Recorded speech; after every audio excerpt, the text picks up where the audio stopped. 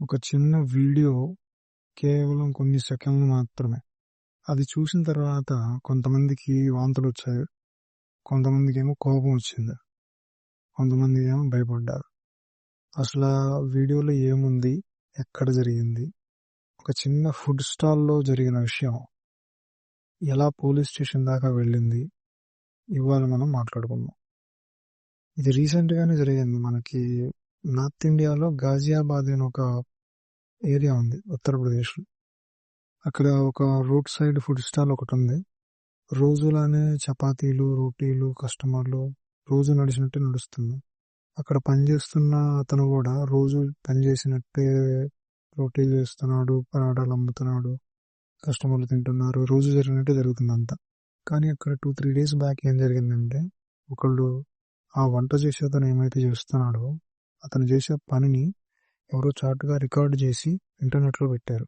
ఆ వీడియోలో ఏం కనిపించిందంటే, ఆ రోటీలు చేస్తున్న వ్యక్తి ఆ రోటీ మీద ఉమ్ము వేసి చేస్తున్నాడు. అది క్లియర్‌గా కనపడుతుంది. అది ఎవరు చూశారు. నెట్‌లో అప్‌లోడ్ చేశారు. చేసిన తర్వాత ఇంటర్నెట్‌లో రచ్చ అయింది.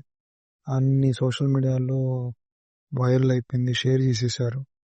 అది చూసిన తర్వాత చాలామందికి బయట ఫుడ్ తినాలంటే ఆ వీడియో చూసిన తర్వాత చాలామంది అసలు ఇది నిజమా? ఇలా కూడా చేస్తారా? రోజు తినే తిండికి ఇట్లా కూడా చేస్తారా? అని చాలామంది కమెంట్లు. కొంతమందేమో ఎక్కడన్నా ఒకసారి జరిగిద్ది, అన్ని చోట్ల జరగదు కదా అని కొందరు. కొంతమంది ఏమంటారంటే ఇట్లాంటివి చాలా ఇంకా బయటికి రాలేదు, ఇంకా చాలా జరుగుతున్నాయి అని కొందరు. వాళ్ళు వీళ్ళు చెప్పారని కాదు, మీరు ఇంటర్నెట్లో కొన్ని వీడియోలు చూడండి.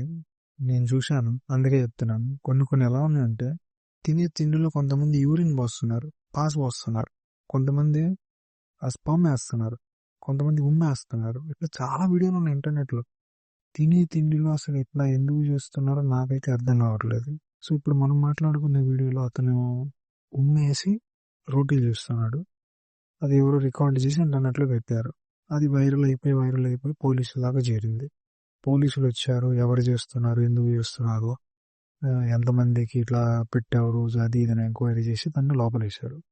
ఇప్పుడు బయట ఎలా ఉందంటే అసలు ఇక్కడ ఏ ఫుడ్ తినాలన్నా భయమే. అట్లా తయారైంది ప్రజెంట్. ఒక హైజీన్ ఉండదు. ఒక్కొక్క చోట అయితే కొంతమంది పానీపూరి అమ్ముతారు, బజ్జీలు అమ్ముతారు. అమ్ముతా మధ్యలో పాస్ వస్తాయని బయటికి వెళ్ళి పాస్ పోసుకొని వచ్చి చేతులు కడుక్కోకుండా అదే చేతిని ఉల్లిపాయలో ముంచుతాడు, అదే చేతిని పానీపూరి రసంలో ముంచుతాడు. ఇట్లా చెప్పుకుంటే పోతే చాలా ఉన్నాయి. రోడ్ సైడ్ ఫుడ్ గురించి ఎంత ఇదిగా ఉందంటే ప్రజెంట్ బయట సొసైటీలో అంత భయంకరంగా ఉంది.